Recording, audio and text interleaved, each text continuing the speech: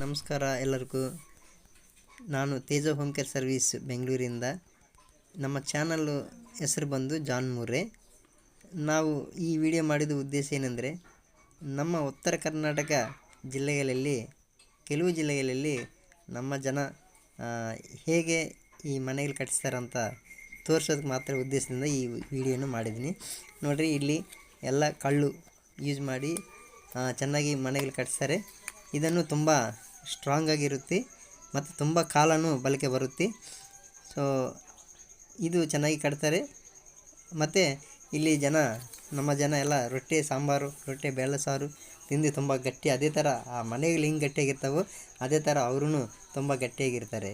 So ನೀವು ಈ video ನೋಡಿದ್ದಕ್ಕೂ ಎಲ್ಲರಿಗೂ ತುಂಬ ಧನ್ಯವಾದಗಳು.